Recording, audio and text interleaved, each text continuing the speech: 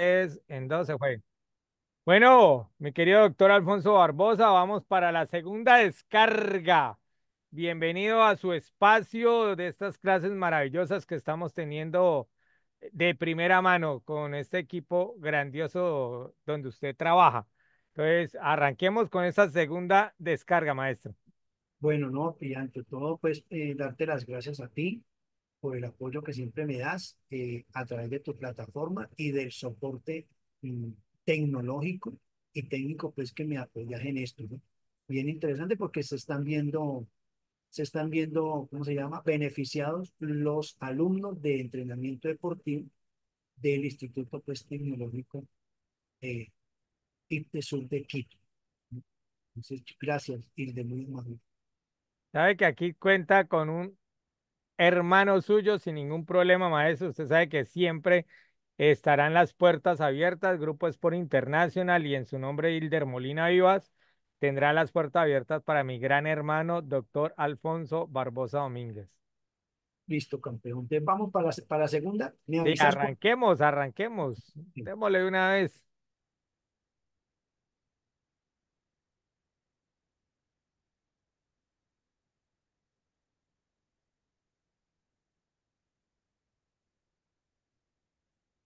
Me avisas cuando estés grabando. Ya estamos grabando, maestro. Desde hace Ah, rato listo, comenzamos listo. a grabar. Listo. Entonces espéreme. Yo ya Hágale, maestro, no hay problema. parto ahí.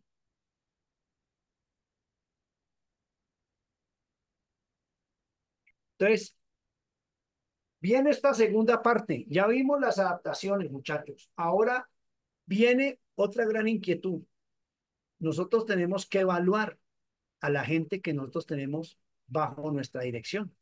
Esa evaluación la vamos a enmarcar dentro de los test de aptitud física. Entonces, ¿cómo pueden ayudar los test de aptitud física en el entrenamiento y la preparación de los infantes durante los procesos de formación deportiva? Yo puse así el tema porque generalmente cuando yo hablo ya de deportistas destacados, se llaman test de rendimiento deportivo. Ojo con esa diferencia.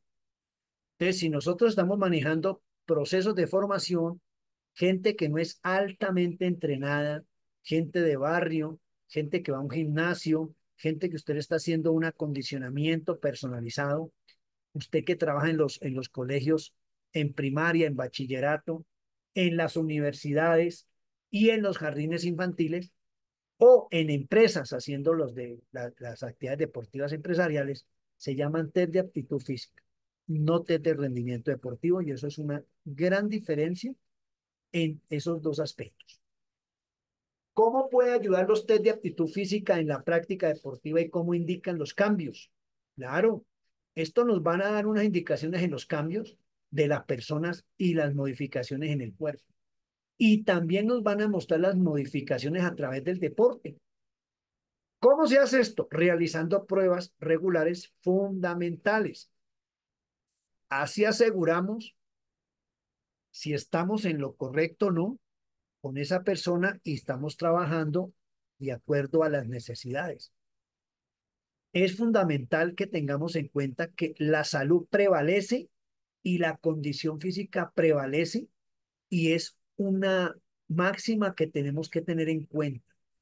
El punto de partida para la elaboración, ahí me equivoqué yo, no adoración, sino elaboración del programa que usted va a estructurar, debe estar acorde a las características de la persona o del grupo.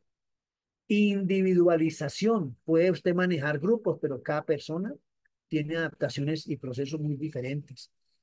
Y los objetivos que se hayan trazado con el grupo y a nivel personal. Esto es fundamental tener.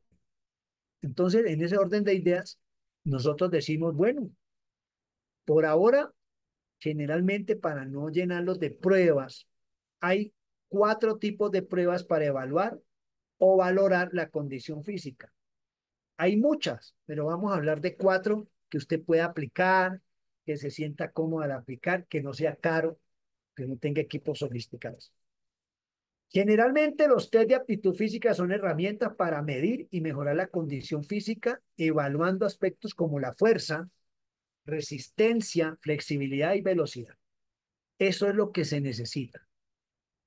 Vuelvo y repito, estos parámetros que yo nombro aquí los ha dado como orientación el Colegio Americano de Medicina Deportiva, la Federación Internacional de Medicina Deportiva, perdón, la Federación Española de Medicina Deportiva, la Federación Australiana de Medicina Deportiva, la Comunidad Europea de Prescripción de Ejercicio y la Comunidad Rusa de Actividad Física.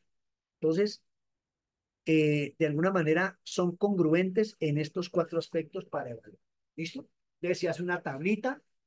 Aquí está la tablita de dimensiones de aptitud física, de valoración, resistencia aeróbica, flexibilidad, fuerza y fuerza de resistencia. El factor es lo que uno quiere evaluar.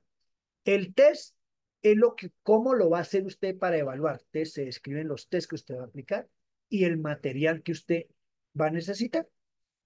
En ese orden de ideas, entonces, el primer test que generalmente uno le hace a los niños hasta los 14, 16 años es el test de la plancha abdominal. Esto mide la fuerza estable o la estabilización del abdomen y la capacidad de la fuerza isométrica de los músculos del tronco. Este test es así en el suelo. El chico extiende bien la espalda, los pies derechitos, los abre un poquito y se acuesta se pone sobre los coditos, ahí como está el señor. Arriba le puede poner un conito, no esos de carretera, no esos grandotes, un conito pediátrico, pero pequeñitos y abajo un baloncito. Esto es como para que él tenga como referencia de dónde a dónde se tiene que mantener. Y la duración del test depende mucho de la edad del niño. Si es de 5, 6 y 7 añitos, pues el niño debe permanecer ahí 45 minutos, de 35 a 45.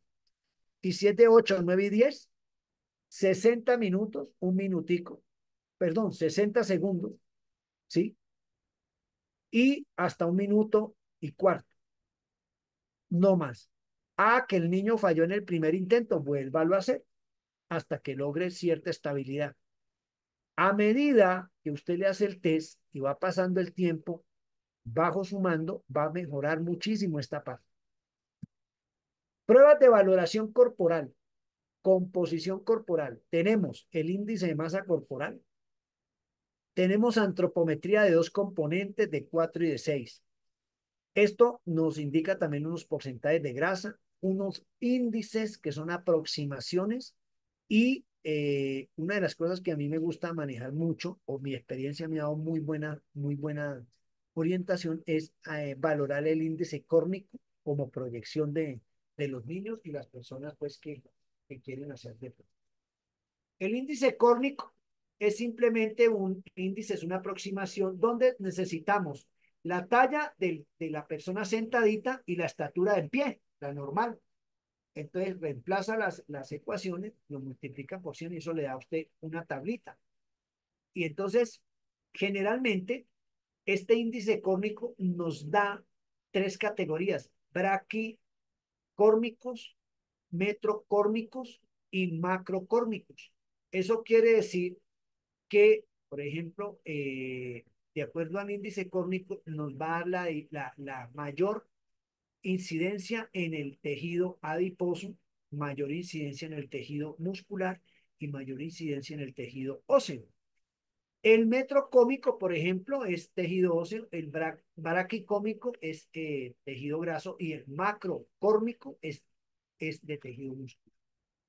De acuerdo a eso, nosotros ponemos a hacer proyecciones. Esto se aplica cada 3 meses y vamos viendo la proyección. Esos índices corporales son muy importantes. ¿Por qué? Porque nos basan en los índices de masa corporal, índice ponderal, que es como una aproximación a el promedio de la población que estamos evaluando, el promedio para la talla y la edad y el sexo y la actividad que nosotros hagamos. Y el índice córnico como tal es la valoración de los segmentos corporales y cómo estos segmentos corporales nos dan pie o nos orientan si ese niño va a ser bueno para salto, para atletismo, pero es una forma de identificar posibles talentos deportivos.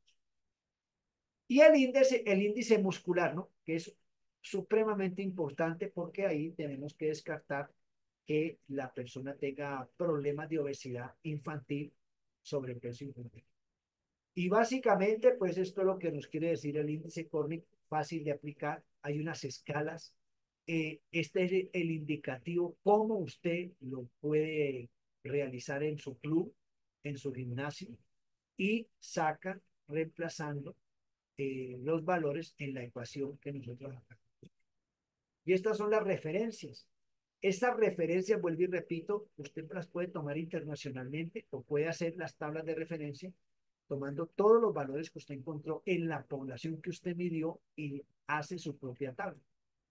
Otro de los grandes valoraciones que tenemos que hacer nosotros es el índice cintura-cadera. Bueno, o se debe hacer el índice cintura-cadera. No es el único, pero estos son los más fáciles de hacer y de alguna manera nos va a dar una orientación. ¿Cuál es la importancia de este índice? Identificar los riesgos asociados al síndrome metabólico en los niños y en los adolescentes. ¿Qué quiere decir con esto? Que entre más cintura y cadera tengan, más incidencia va a tener en esas enfermedades crónicas no transmisibles que se adquieren a través de malos hábitos alimenticios. Entonces empiezas a asimilar la grasa en el abdomen y esto genera presiones sobre los órganos y alteraciones funcionales y entonces empiezan a haber niños hipertensos con resistencia a la insulina, con sobrepeso, con alteraciones de rodilla, de cresta ilíaca, de columna, indigestión, eh, cefaleas, poca capacidad cardíaca y pulmonar, etcétera, etcétera, etcétera. Esto es una tabla de referencia de acuerdo al índice, el IMC, ¿sí? De acuerdo, pues, a un estudio de referencia que se hizo de corte a nivel latinoamericano. Entonces, usted lo puede tener de referencia para asociar los valores que usted va a sacar en este perímetro, en este parámetro de índice de masa corporal. Y siempre me preguntan a mí, pero es que las tablas las sacan solamente para los adultos. Bueno, aquí están las tablas, el promedio del índice de masa corporal, estandarizados para los niños entre 6, 7, 8, 9, 10, 11 y 12. Entonces, aquí ya usted tiene un promedio y tiene un sesgo de más 3 o menos 3, pero puede orientar muchísimo su trabajo sacándole el índice de masa corporal. Otra de las cosas que tenemos para valorar y ver los test de aptitud física es la evaluación de la maduración sexual, también conocida o medida a través de la escala de Tanner. Se basa en la observación de las características sexuales secundarias en los niños y adolescencia. Esta técnica propuesta por el doctor Tanner, que ustedes lo ven allí, el canocito sin corbata, fue el ingeniero de esto y lo postuló en uno de los congresos internacionales hace como 35 años, 40 años atrás, y hasta ahora nos ha dado buena orientación. ¿En qué consiste? La orientación del estado o estadio y asimilación del desarrollo biológico y hormonal de los hombres es ver esa característica que va adquiriendo el niño a través de las edades y el desarrollo de una manera indirecta. Entonces, al papá se le da la tablita, allá en la casa él mira y va señalando el estadio. ¿Qué nos va indicando esto? Que a medida que el niño va creciendo, va cambiando estructuralmente el organismo, va cambiando biológicamente el comportamiento y el cuerpo y va cambiando la producción hormonal, que esto incide en el deporte. Lo mismo tenemos en las damas. Tenemos la escala de Tanner para hacer la asimilación del desarrollo biológico y hormonal y tiene unos estadios. Lo mismo, se le da la tabla al papá o a la mamita, ella en la casa mira con la chica y ella va señalando en qué estadio está. Esto nos puede dar una muy buena orientación y un acercamiento al desarrollo biológico y hormonal. Claro, esto pues debiera estar acompañado con una curva de crecimiento y desarrollo médicamente, donde el niño va al centro de salud o a la EPS a que le hagan la curva de crecimiento y desarrollo y paralelo a esto, pues nos ayuda muchísimo a que nosotros tengamos esa orientación. El índice o aproximación, acuérdense que todo índice es una aproximación que nosotros hacemos y nos da un indicador en el deporte. El índice de masa corporal pues nos va a dar muchos indicadores de acuerdo a de acuerdo a cuando nosotros ubicamos esos valores en unas escalas de valoración donde están divididos por percentiles. El percentil promedio, que es el verdecito, es donde generalmente debe dar el valor del índice de masa corporal de acuerdo a la edad, al sexo y a la talla. Estas normas ya están estandarizadas. Y entonces, si la persona está por encima del promedio, por debajo, vemos los índices de dispersión y las distancias de dispersión y cómo esto se modifica de acuerdo al deporte, a la nutrición y a la parte afectiva. Generalmente esto pues nos indica también el almacenamiento de grasa. Y ya para la persona adulta, tenemos ahí que tener en cuenta que entre más grasa esté almacenando, tenemos, tenemos que tener en cuenta que estamos ante una disfuncionalidad metabólica. Lógicamente, esto también puede ser genético. El número de células adiposas que tiene cada persona es genética. Por eso usted puede tener cuatro hijos con la misma mamá y con el mismo papá, pero los cuatro hijos van a almacenar la grasa en diferente punto anatómico y en diferente proporción, porque el código genético del adipocito, del número en cada persona es diferente. Claro, esto se puede modificar, no alterar, no en cuanto al número de células adiposas, sino en cuanto a la capacidad del adipocito de almacenar ácido graso libre. Y entonces eso es lo que nosotros logramos a través del deporte. ¿Qué es lo que quiere decir con esto, Alfonso? Que el adipocito es redondito y tiene una boquita. Por esa boquita entran las grasas. Entre más grasa entre, pues el adipocito tiene que crecer. Y entre más crece, el tejido se vuelve más grande y hay un sobrepeso. Con la actividad física, la célula adipocítica, el adipocito, se empieza a calentar, empieza a girar, eso se llama destrogiro, si gira a la derecha, o levogiro, si gira a la izquierda, y entonces el calentamiento derrite la grasa, sale por la boquita, y usted esa grasa la oxida y la excreta a través de heces fecales, orina, sudor, y reacondiciona esa grasa que si usted está haciendo actividad física, la va a necesitar para hacer capacidad metabólica a nivel mitocondrial, a nivel de la actividad aeróbica que usted haga, y de acuerdo a la estatura y el área funcional que usted tenga, también va a utilizar esa grasita de reserva. Una de las cosas que hay que tener muy en cuenta cuando nosotros hacemos valoraciones es la definición de crecimiento y desarrollo. Son dos conceptos que se confunden muy fácil, sobre todo en la parte pediátrica, y que de alguna manera tenemos que tenerlo claro para nosotros poder diferenciar la línea que estamos siguiendo y en qué queremos nosotros mejorar, si es en crecimiento o si es en desarrollo o si es en otros. Y está la clasificación de los niños con relación a la edad, el promedio biológico se clasifica de esta manera.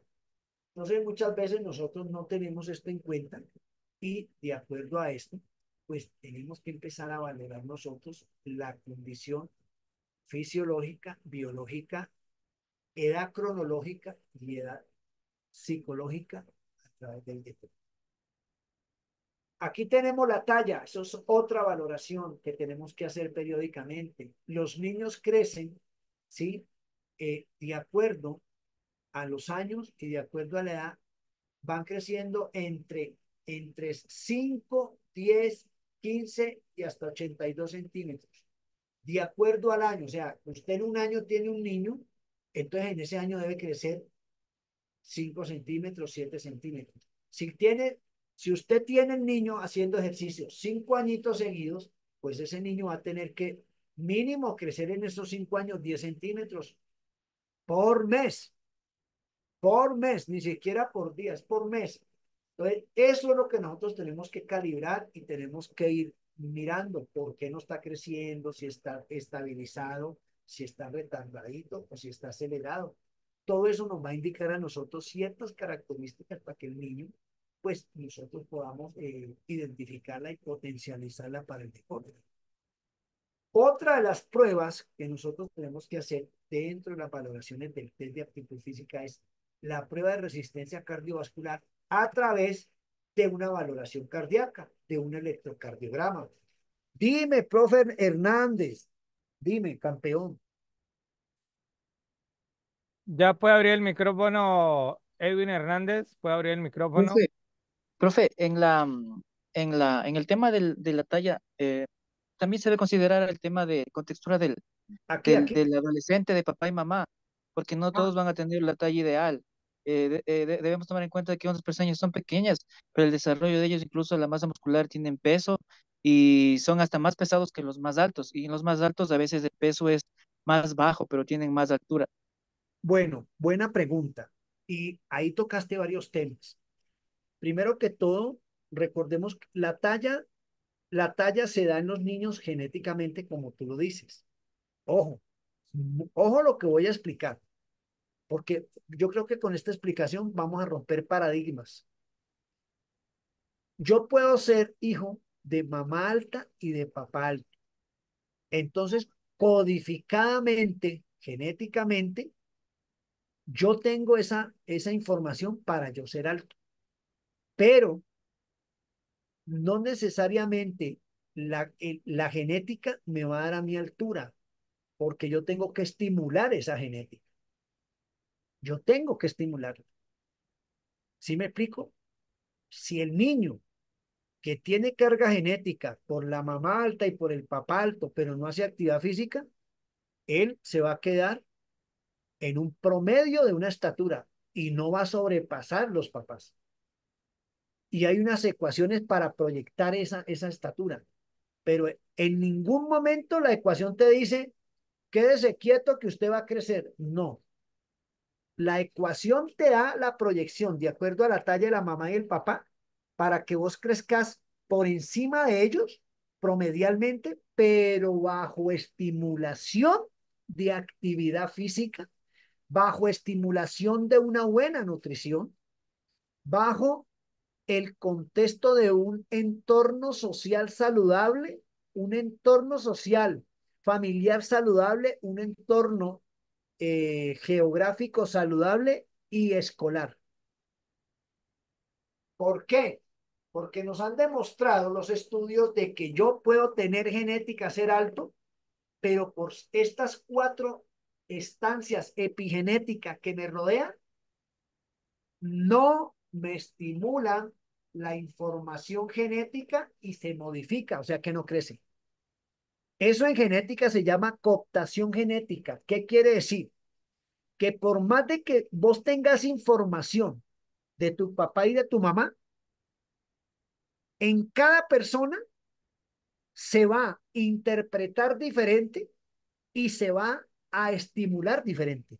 Pero no es una ley que tengo que ser alto. Ojo con eso. Entonces, muy buena pregunta por ese lado. Ahí entra la importancia de estimular ese crecimiento para que él alcance una talla por encima del promedio de los papás con la educación física desde el preescolar, con la práctica de los juegos predeportivos, con la estructura en educación física que se llama irradiación deportiva, con las jornadas extracurriculares y aparte de eso, una muy buena nutrición. Por ejemplo, incidencia en el crecimiento en cuanto a la talla, la etapa de amamantar. ¿Por qué? Porque la mamá que amamanta a los niños a través de la leche materna genera unas polimorfismos que son codificadores genéticos que se llaman adaptógenos. Y esos adaptógenos van a estimular el crecimiento y desarrollo de ese niño. Entonces, esa es la primera respuesta. No siempre que porque yo tengo información genética, debo de ser alto. Yo tengo que estimular esa información. Si no, esa información se me duerme, se me estanca. Eso se llama cooptación genética. Y vuelvo y repito, en todas las personas, y te lo estoy diciendo, por ejemplo, cuando la mamá es alta, mide 1,87 y el papá mide 2 metros y tienen 4 hijos.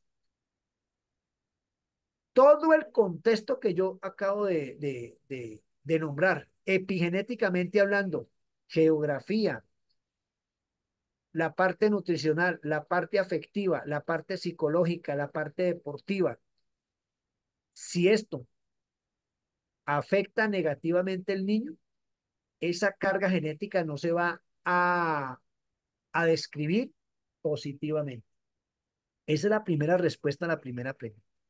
La segunda, con relación al peso, es cierto, cuando yo peso una persona, cuando yo peso una persona, es un peso total, pero yo dentro de ese peso total, yo tengo que fraccionar ese peso en peso graso, peso óseo, peso residual y peso muscular.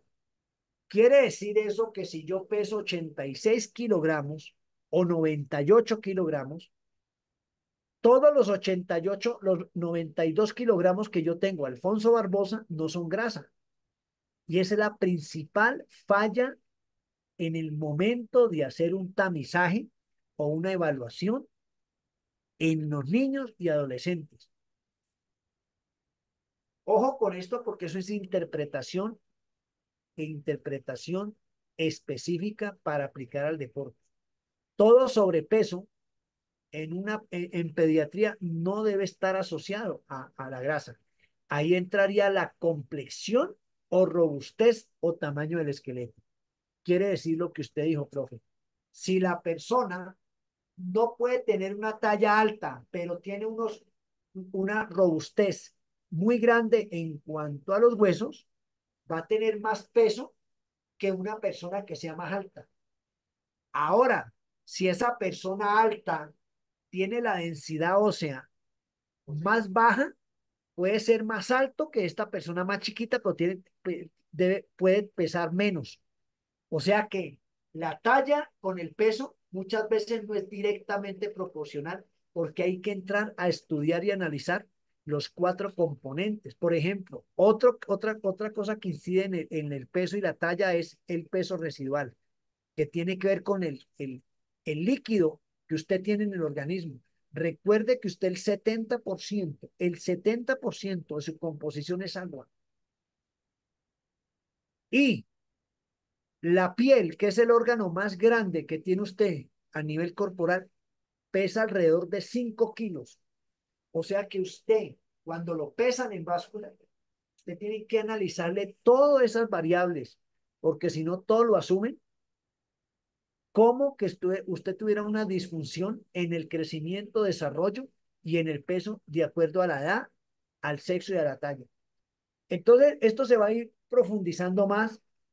Muy interesante la pregunta. Y cada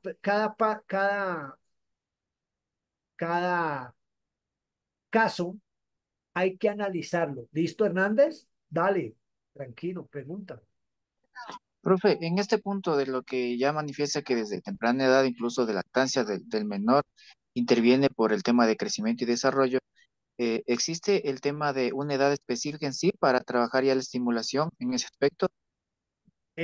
Espérate que no te entendí. Para entrenar la estimulación, ¿en qué aspecto? Para Para que el sí. tema de crecimiento, induciéndole a deporte. Ah, sí, sí. Bueno, ¿De qué buena, edad sería prudente el trabajo de ejercicios para que tenga la estimulación al crecimiento? muy buena pregunta. Muy buena, excelente pregunta. Espérate un momentico, espérate. Espérate, te pongo aquí el 10 porque Hernández, ¿no? Hernández. Sí, profe. Porque esas preguntas como me has hecho son muy claves. Los demás como que se durmieron. Ahí te pongo el 10. Muy bien. Ve, profe, es importante porque eh, realmente la estimulación de un niño empieza desde el proceso de gestación, desde que él está de cigoto y luego pasa a feto en el vientre materno. Por eso es importante que la mamá en el año lunar, en el año de embarazo, en el año lunar, en los 9 meses que tiene, debe de realizar psicoprofilaxis. Y es esa psicoprofilaxis, aparte del entrenamiento psicológico para parto, debe de realizar actividad física. Esa actividad física se llama prescripción de ejercicio profiláctico. Entonces, esa persona, esa mamá que hace actividad física va a potencializar todos los procesos del genotipo y del fenotipo cuando el niño nazca. No es lo mismo un niño que nació de una persona que no hizo nada, que es sedentaria antes de quedar en el embarazo y que durante el embarazo no hizo la actividad de profilaxis, a cuando la mamá hizo todo lo contrario. Eso por un lado. Desde ahí ya se estimula todo lo que tiene que ver con la parte capacidades condicionantes y coordinativas desde el vientre. Nace el niño, nace el niño y eso se llama lo que usted hace con el niño, estimularle el reflejo de Moro, de Babinski, de Homeland, va a mejorar el tono muscular para que él empiece a gatear, tenga buen tono muscular, para que mantenga el cuellito erecto, fuerte, haga la prensión, haga la coordinación, mueva los gestos básicos. Esto tiene, o mejor dicho, se puede empezar desde el primer añito, desde los 8 meses al primer añito. Y el primer deporte que se, que se sugiere que haga estos niños es en el agua, actividad en una piscina. ¿Por qué? Porque viene de un líquido amniótico dentro de la mamá y la piscina es un entorno muy similar. Entonces, en el agua él va a tener la posibilidad de mover todo el cuerpo y esto empieza a estimularse. A medida que él va creciendo, 2 años, 3 años, 4 años, es lo que yo llamo educación física para el preescolar. En el preescolar no podemos llamar nosotros las lúdicas como educación física. Desde el niño, desde temprana edad, los niños deben empezar a educar las partes del cuerpo, identificar las partes del cuerpo y aprenderlas a mover. Y por eso es importante esa pregunta que vos me haces. ¿Desde qué edad se debiera de iniciar esa actividad? ¿Sí? Y una pregunta que siempre me hacen, ¿y la fuerza también es edad? El solo hecho de que él maneje el gateo, de que él mantenga el equilibrio, ya está estimulando la fuerza a través de su propio cuerpo. Entonces, decir desde, desde qué edad se puede empezar todo esto, yo diría desde el vientre y a partir de los 2 años en tierra ya. Pero, pero a través de actividades deportivas, a través de un programa de educación física del preescolar, se logra esto. Yo se los digo por experiencia porque yo estuve asesorando un jardín infantil en Colombia que se llama Tepa y en eso teníamos 8.000 metros cuadrados donde hicimos un gimnasio, teníamos una piscina y hacíamos educación física. Las lúdicas es diferente, educación física. Y se enfatizó mucho lo que yo les estoy diciendo. Y a través de los 6 años que yo estuve ahí, cuando monté el programa, nos daban las metas y era que cuando ellos tenían que salir del jardín infantil para entrar a primero de primaria, la mayoría de los niños tenían unos acondicionamientos de acuerdo a capacidades coordinativas y condicionantes para la edad por encima del promedio. Entonces, muy buena pregunta, Hernández. Excelente. Aquí ya te puse tu 10. ¿Sí? Gracias, profe.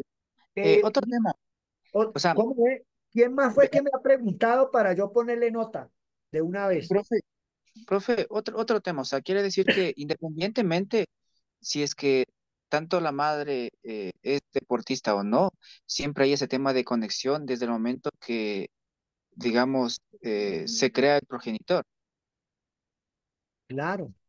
Es que generalmente, a ver, lo que pasa es que cuando yo hago deporte, por ejemplo, yo soy un deportista, empecé desde chiquito, bla, bla, bla, bla, entrené cualquier deporte.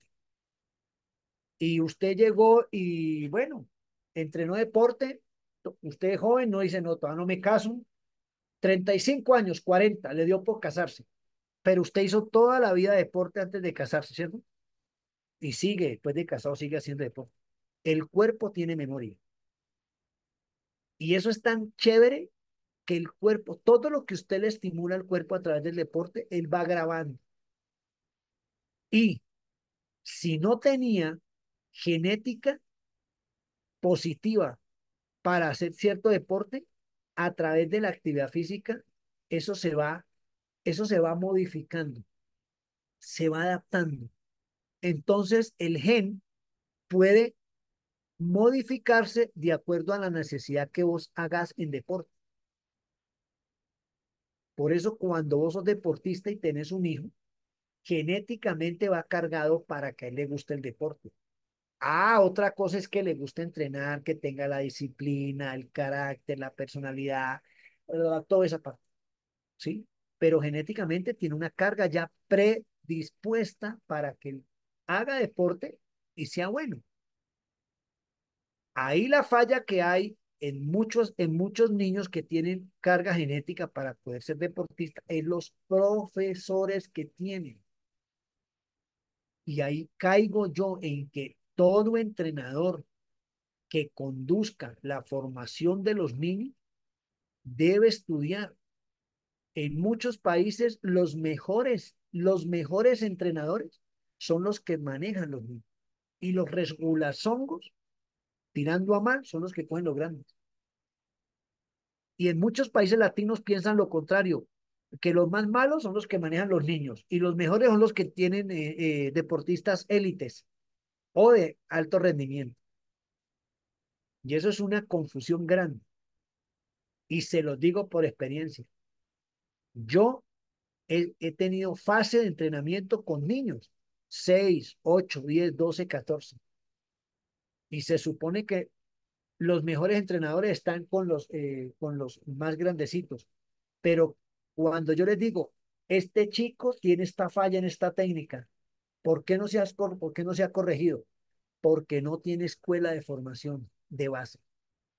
Entonces, todas las fallas que cometan esos niñitos en un gesto deportivo y no tengan esas capacidades desarrolladas porque el profesor es malo y hace el gesto con errores. Entonces transmite ese error y por muy genética que tenga el niño, hace mal gesto deportivo, hace mala técnica y nunca va a ser, o sea, no va a tener el rendimiento que nosotros esperamos. Esa es una falla grandísima que existe en deporte. Listo, el profesor, pero muy buena la pregunta, muy buena. Listo, profe, sí te aclaré. Sí, profe, gracias, le agradezco. Bueno, ¿quién más tiene preguntas? Profe, buenas noches. Nombre. ¿Y cuál es la pregunta? ¿Cómo está, profe? Buenas noches. Luis Pruncajas le está hablando al profe. Volveme a repetir, Luis, ¿qué? Luis Pruncajas, profe. Espérate, espérate. Ah, ya, listo. Contame, Luis. Profe, una consulta. Mi pregunta es, ¿debido a qué es cuando los padres son, en ese caso, son pequeños? Y ahí, y ahí, en ese caso, los hijos salen igualmente, pasan de la estatura, ¿no? Sí, Y yo tengo en ese caso, le comento en ese caso de mis sobrinos. En ese caso, mis sobrinos son demasiados altos, pero En ese caso, mi cuñada es pequeña. ¿Debido a ¿Cuánto qué mide, es esa generación? profe, cuánto mide su cuñada y cuánto mide sus sobrinos?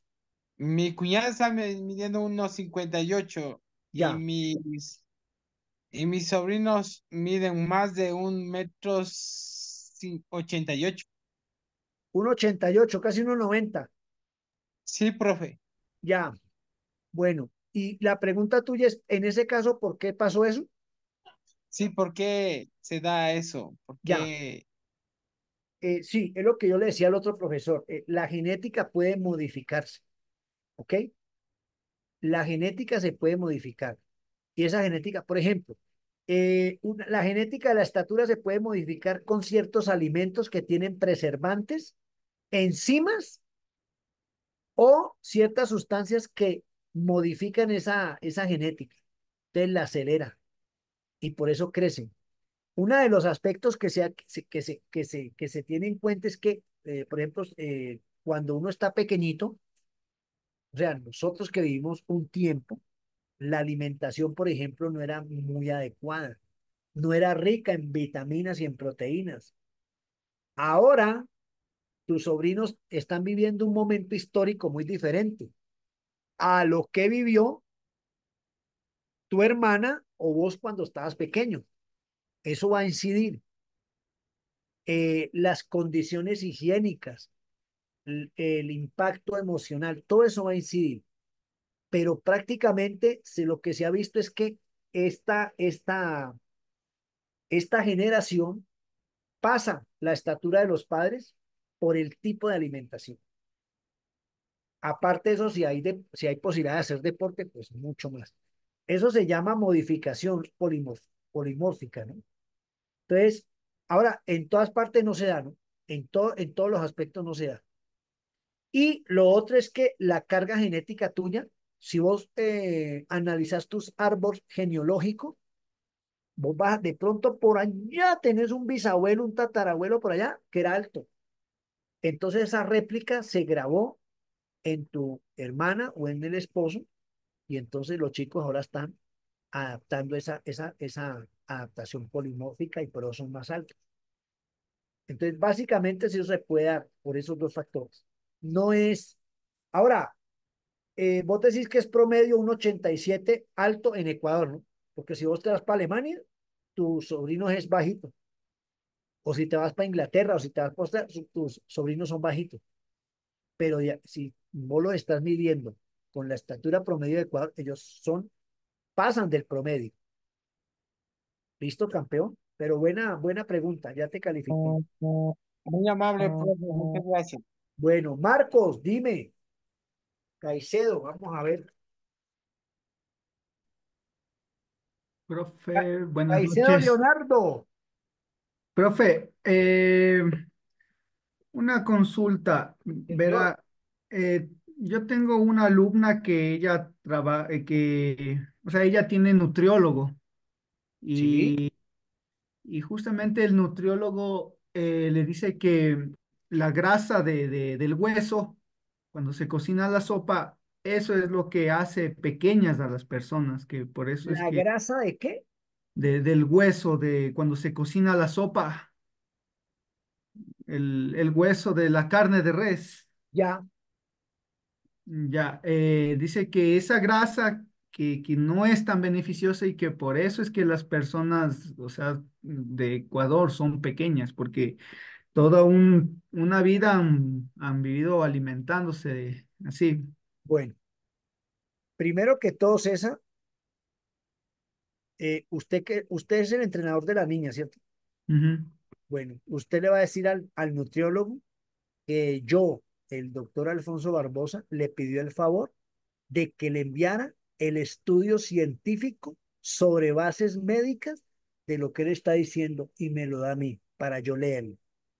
Porque Ya. hasta ahora, en todo lo que yo he investigado con ayuda de nutricionistas en muchos países, es primera vez que yo oigo ese planteamiento. Entonces se lo dejo como tarea. Ya. Le va a decir al nutriólogo que por favor me mande el estudio científico sobre soporte médico. No es que a mí me dijeron, que lo que pasa es que yo creo, que es que yo oí, que es que a mí me pasó, que es que yo tuve. Si él tuvo caso clínico, eso que me muestre el estudio médico, donde hizo el análisis estadístico y el análisis descriptivo del caso que usted me está nombrando y que me lo mande. Eso por un lado. Segundo, eso es totalmente falso.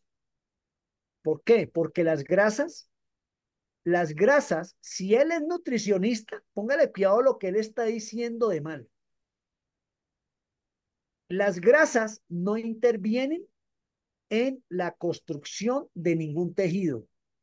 Las proteínas son los alimentos que intervienen en todo el tejido. Por eso las proteínas se llaman alimentos formadores, regeneradores y estabilizadores. Proteína. Ah, claro, la carne de cerdo tiene grasa, pero es una grasa invisible que la tiene. Ahora, la grasa, la grasa, desde el punto de vista de un proceso de osteogénesis y osteosíntesis, que son la regeneración de células óseas y la compactación para que se forme el hueso, no tiene que ver nada con la grasa. Tiene que ver con las proteínas completas, que son la leche, el huevo, las carnes y sus derivados. Y hay otros tipos de proteínas que son las incompletas, que son los granos, frijoles, lentejas, garbanzo y los vegetales verdes, espinaca, brócoli, coliflor y acelga. Las grasas, las grasas en ningún momento van a limitar el desarrollo de ningún tejido. Por el contrario, él debe saber que en el hueso hay médula ósea roja y hay médula ósea amarilla. Y la grasa que consume la persona genera a través de la médula ósea amarilla adipocitos. O sea que son catalizadores, pero nunca va a dejar de que ese niño no crezca. Entonces, pilas con eso. Está la tarea, ¿no? Oh, profe. Señor, dime. Sí, sí, sí, justo eso, porque claro, es que generalmente yo recuerdo que mi abuelito, él decía, o sea, cuando viene el corte de la médula, que eso chúpale para que eso es alimento. Y más si la niña hace deporte, esa grasa jamás le va a caer mal. Por el contrario, va a tener una reserva energética fija y una reserva energética metabólica. Claro, lógicamente no en exceso, pero pues sí, que esa grasita es normal. Es más, yo no sé por qué el nutriólogo que vos me estás diciendo marketiza tanto la grasa. Si él debe saber que la membrana que circunda la célula está formada por grasa y es fundamental para cualquier célula. Entonces, profe, o sea, siempre recomendado cocinar el hueso de la carne en la sopa, normalmente como se ha llevado haciendo, ¿no es cierto? Claro, es que, bueno, hay una cosa, pero no, estamos de acuerdo en eso. Yo no voy a decir que está malo. Acuerden una cosa, muchachos, cuando nosotros nos metemos al lado de la parte de la nutrición que incide en la parte fisiológica y crecimiento y desarrollo, nosotros tenemos que tener en cuenta una cosa y es la cultura dietaria, ¿sí? Y la memoria dietaria. ¿Qué es la cultura?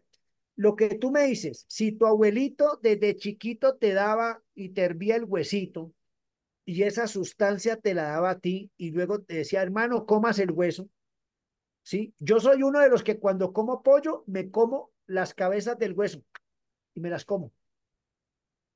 Entonces, esa cultura dietaria hay que respetarla. La forma en cómo vos te vienen alimentando, pero que no venga una persona que es ajena a esa cultura, que no conoce la cultura dietaria de una región, a que le diga que eso es malo. Por lo te digo que eso se necesita estudios veraces sobre soporte científico de lo que él está diciendo. De lo contrario, pues está haciendo una especulación allí. Y le está inclusive afectando a la niña negativamente, porque entonces ella va a decir, ah, entonces, ¿cómo así? A mí me dan esto y esto y por acá la va a poner a cuestionar en muchas cosas. Pero realmente yo no creo, vuelvo y te repito, yo con todo el respeto del profesional, no estoy de acuerdo en lo que él está planteando. Es un error garrafal lo que le está diciendo. ¿Listo, campeón? Gracias, profe. El profesor Edwin Hernández tiene levantada una mano hace una hora, dice ahí. Una hora levantando la mano. Profe, Contame, ¿eh? usted topó un tema de la alimentación. Sí. Manifestó usted que cuando se consume el tema de enlatados o algo así, ayuda ¿Enlatado? o cambia. Me parece que usted manifestó que es de tema enlatados, Sí, sí, que sí. incluso ayuda al metabolismo y por eso hay personas que incluso son más altas que los papás, independientemente del árbol genealógico que tengan. Pero en este caso, esas personas que hablemos tienen ese metabolismo. Con el pasar del tiempo o de la edad, ¿les causa algún daño o tienen la misma funcionalidad de una persona que quizás no consume eso en su momento? Hernández, espérate, te pongo otro día es porque con esas preguntas que estás haciendo hoy, las estás sacando del estadio. Esperes, hermano, esa pregunta. Los que me han hecho preguntas me dicen ahora para calificarle porque, es una cosa. César, ya te doy la palabra. Hernández, ve, eso es una pregunta muy interesante porque generalmente por ejemplo, si tú sos de la persona, o bueno, los que nos criamos en la casa donde había huerta, en la finca donde cultivaban las cosas y nos daban, es muy diferente la salud a los que ahora tienen la alimentación en los alimentos con preservativos. Son dos cosas diferentes. Claro, claro que sí tiene sus efectos porque esos preservantes, por ejemplo, al pollo, hoy en día el pollo para engordarlo le aplican hormonas para que crezca más rápido.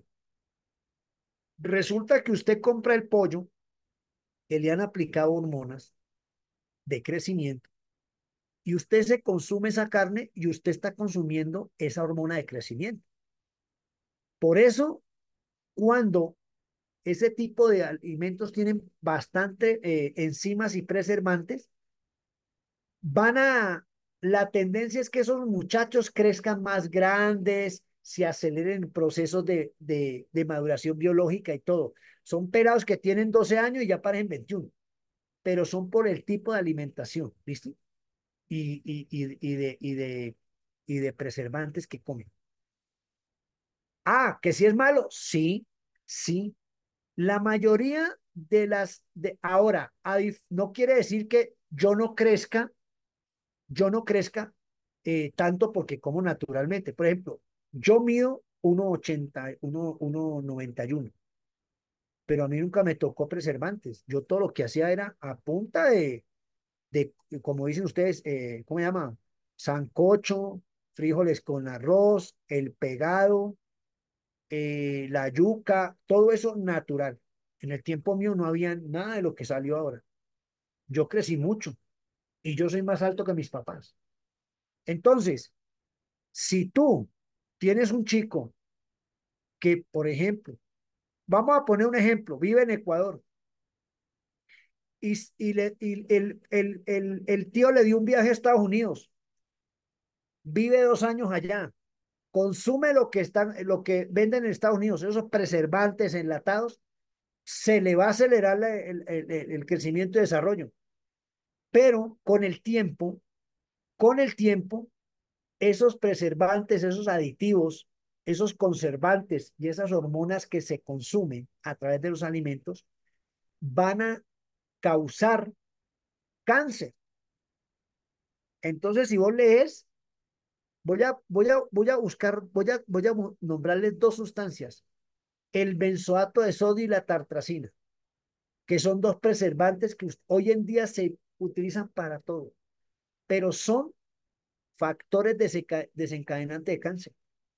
Entonces, si vos ves la población de hoy en día, mucha sufre de cáncer, pero son por el tipo de alimentación. Entonces, es mucho mejor lo que me decía el profesor Hernández, comer sanamente a comer KFC, por ejemplo.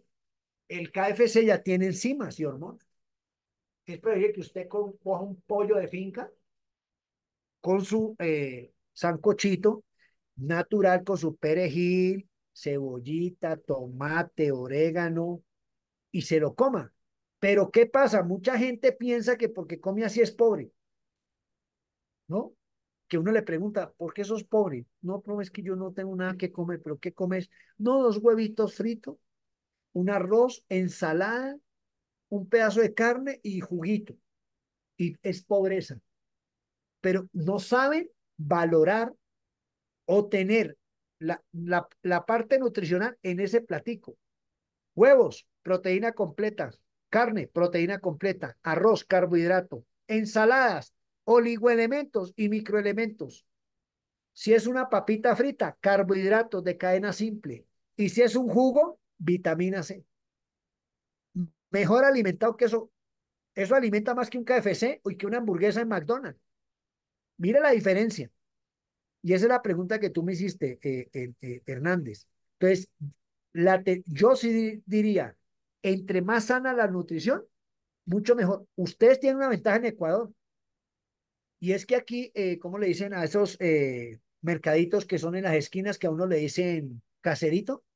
Que uno va y compra y la mora sabia mora, la fresa sabia fresa, la papa sabia papa, que usted la ve con tierra, que realmente es natural. Esa es la mejor alimentación. Pero usted se va, no, vamos a mercar a Supermaxi y todo lo que está en Supermaxi para que las cosas se vean bonitas tiene preservantes, hermano. Entonces usted está es programando una alteración fisiológica a largo plazo, tanto para usted como para los niños, ¿no? Listo, Hernández, pero muy buena la pregunta, muy buena. Sí, Eh, profe, gracias. bueno, listo, Marcos Caicedo, cuéntame. Profe, pero ahora ya en lo que es la alimentación, justamente por esto de lo que todo está como ya masificado y es todo producción, igual en el campo también le ponen lo que son preservantes justo para lo que son plagas y todo eso. Entonces, Claro, creo que creo que es ¿cómo es? El Monsanto, que era que es un fertilizante que igual, o sea, a la final desarrolla las enfermedades, ¿no? Porque como que la industria va de la mano, ¿no? La medicina con la farmacia y claro, la alimentación. Obviamente en Estados Unidos eso es más marcado porque la comida está mucho más procesada allá que acá, pero igual aquí en Ecuador también los agricultores también sí usan bastantes hormonas, igual a las vacas, igual correcto, correcto, sí, señor. todo lo que les vacunan. Entonces, Pero, como que casi no, nadie se salva, pero bueno, por lo menos de Ecuador, por lo menos aún sí tiene lo que es como que comer comida orgánica, ¿no? En claro, Estados Unidos la mayoría es procesada, incluso ahí hablan de esto, de lo que son carnes procesadas, carnes ya todo rojas. modificadas genéticamente. Pero ves, César, verite una cosa, vos hiciste una apreciación muy buena y es esta.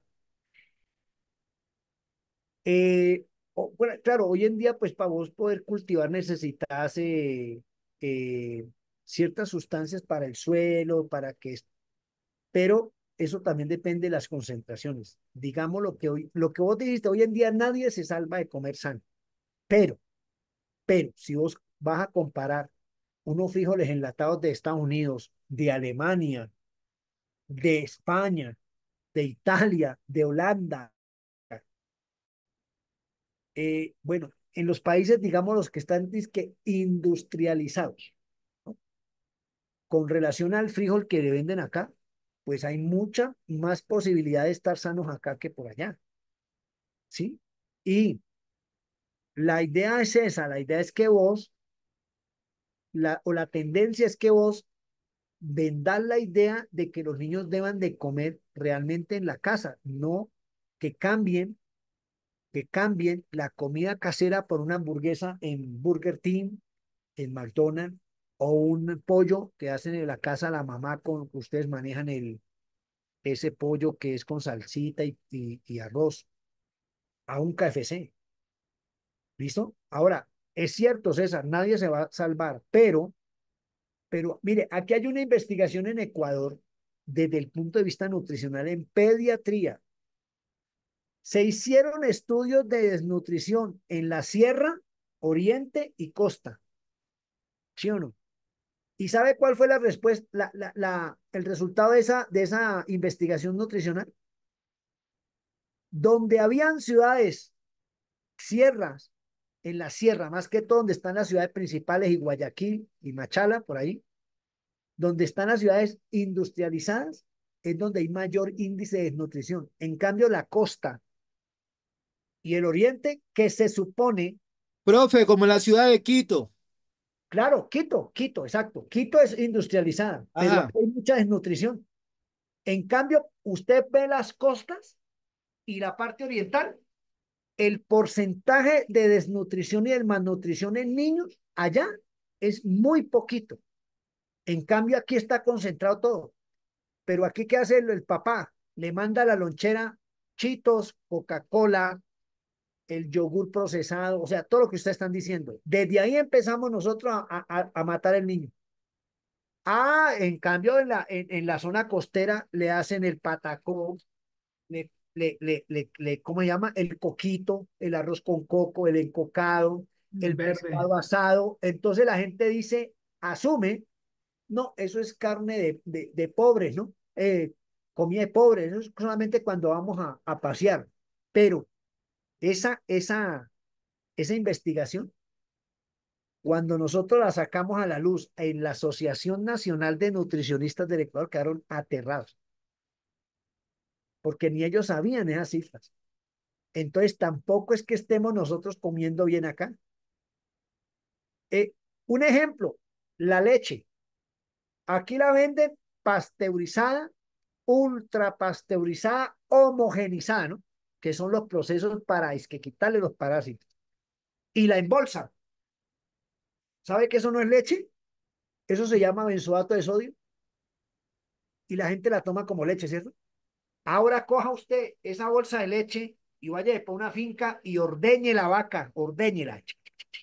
Coja la lechecita recién ordeñada, pruébela, a ver si le sabe lo mismo que a la de la bolsa. Esas son cosas que la gente no valora, no valora, lastimosamente no valora. Y lo que tú dices, pues, hoy en día conseguir leche así de ato, pura, es muy difícil. Era que vos servís y queda la nata grandota.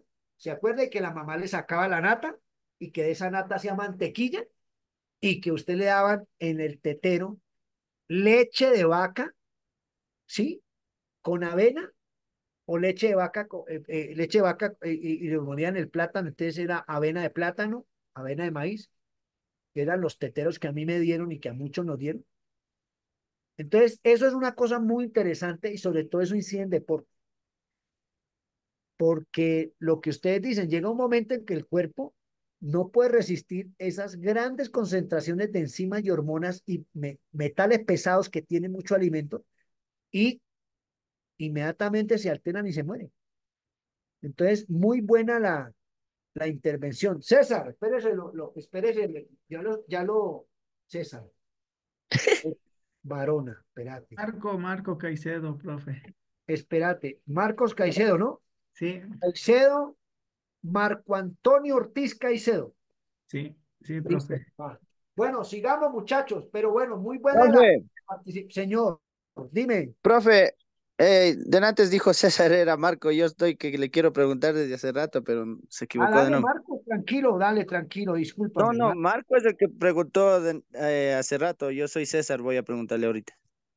Ah, César, bueno, dale, César, dime. Ajá. Profe, verá, tengo unas inquietudes con respecto a lo que usted dijo de las personas que hay, que están en Estados Unidos. Ay, tenés Eh, inquietudes, varias. sí, Dale. ¿cómo podría mantenerse una persona que está allá en un buen estado de salud?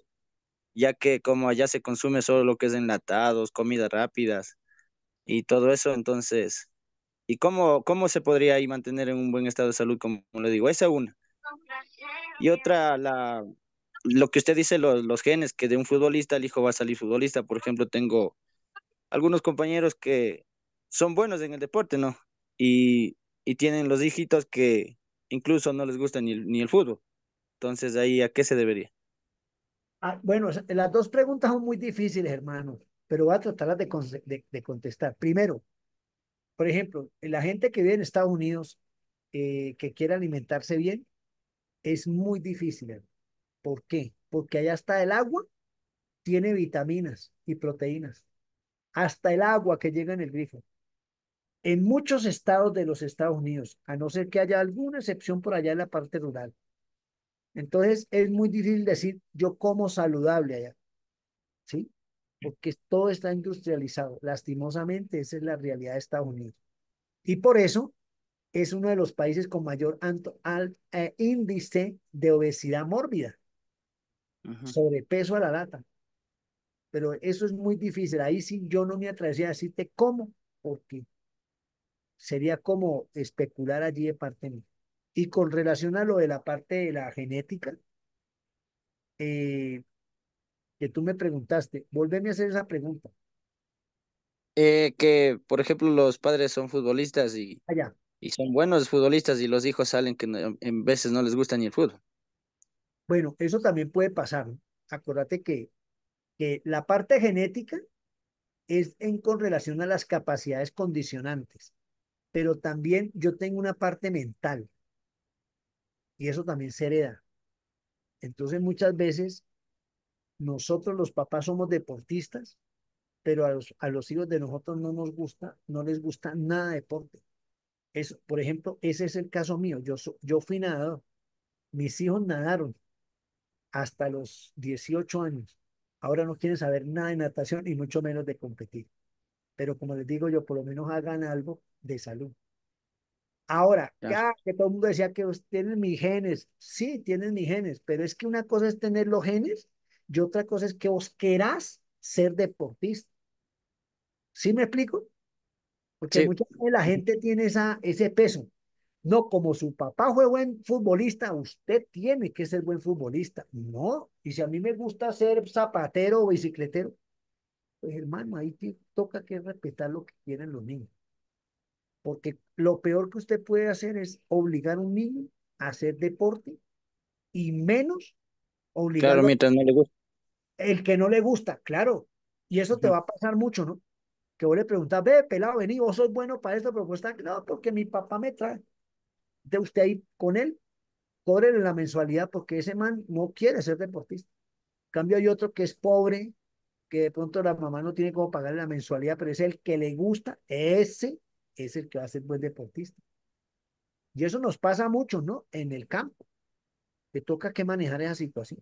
Pero buena pregunta, esa pregunta es corchadora. Yo no me atrevería a decirte, no, en Estados Unidos se hace esto y muy difícil, es muy difícil. Ujú.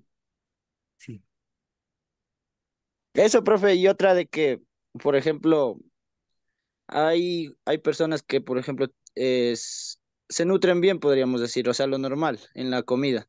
sí. Y a veces bueno, lo dicen, ¿no? No sé si será un mito o será cierto que jugando básquet o nadando crecen más que jugar, o sea, hacer otro deporte. Claro, no. Bueno, allí también es bien interesante la pregunta. Si vos tenés los genes a ser alto, o sea, hay deportes, por ejemplo, yo puedo tener genética a ser alto, pero me dio por entrenar pesas, arterofilia, CrossFit, fisicoculturismo. Ahí voy a tener una limitante para que esa estatura, o sea, un fisiculturista que mida 2 metros, 2,10, El único ha sido Lau Ferriño que midió 2,5. De resto son entre 1,80 y 1,87, 1,90. Entonces, depende del deporte, eso también va a incidir. Lo que pasa es que lo que es básquetbol y natación, voleibol también te hace crecer, ¿sí? Hay deportes que estimulan un poquito más la estatura, El pero crecimiento. eso también depende mucho de las características de los tipos de gestos deportivos y todo. De por sí el deporte te va a crecer, te va a hacer crecer, pero hay unos que estimulan esa rata de crecimiento por encima del promedio. ¿Listo? Ujú. Esa es una buena pregunta también. Gracias, profe. Esas eran mi inquietud. Ese sí soy yo, César Barahona, porque de antes de mí era otro compañero. Sí, ya te apunto aquí, César Brown.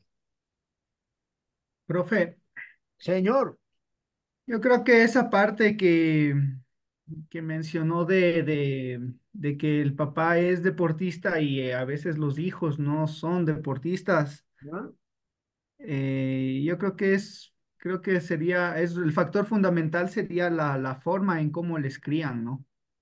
En Ah, cómo les, bueno, sí, sí, sí, en cómo exacto. les Sí, educan, porque muchas sí, veces, a veces están como con demasiadas comodidades los chicos que obviamente van a preferir no hacer deporte a hacer, pero de ahí obviamente tienen los genes, ¿no? sí, Tienen, sí. Ah, tienen excelente los, apreciación. Sí, dale, sigue, tienen sigue. los genes, pero obviamente si ya los chicos están como que demasiado acomodados, obviamente no van a querer decir, hoy no, este deporte, no, esto no, y no, es que no es para mí el deporte, ¿no? O sea, pese a que su fenotipo está totalmente, tiene todas las posibilidades, ¿no? Y las características para ganar. Sí, correcto. Ese es un punto muy válido. Hay gente que no quiere. Entonces, eso. Oye, y sobre todo hoy en día, ¿no? Hoy en Claro, día, hoy es más fuerte. Póngase, en el caso de nosotros, es como que eh, a nosotros antes era la pelea con los padres porque queríamos pasar afuera, ¿no? sí, Jugando, queríamos pasar, era la pelea que entren a la casa. En cambio, ahora, los padres de ahora es la pelea con los salir hijos de la porque casa. salgan de la casa. Sí, sí, es correcto, muy válido. Gracias, profe, por el aporte. César, ¿tenés una inquietud? Quíteles el internet nada más y salen los pelados. Ah, buena cosa, buena sugerencia. Desconéctele el router.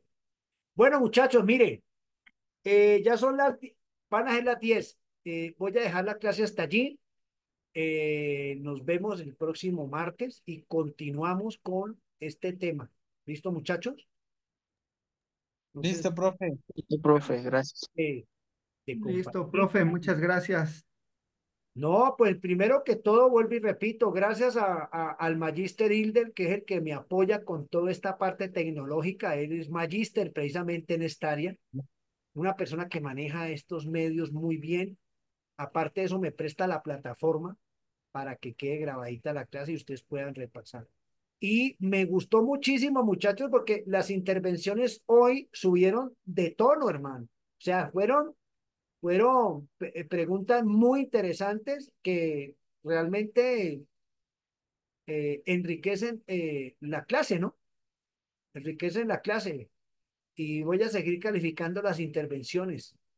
O sea que para que esos que se quedan dormidos, vea, segundo ya está que cae de sueño, vea, está cansado. Segundo, ¿cómo va? ¿Listo? Entonces, muchachos, Yo estoy bien. No se preocupe, que toda la clase la oh, escuché. yo sé, es por fregarte. Entonces, muchachos, vamos a dejar hasta allí. Eh, ya apenas el Magister Hilder me mande la grabación, yo se las monto al WhatsApp y el fin de semana se las monto a la plataforma institucional. ¿Listo, muchachos? Maestro, regáleme el título de la segunda. Se llaman la importancia de la aplicación de los test para evaluar eh, condición física, ponerle así. Ok, perfecto. Vamos a cerrar en este momento.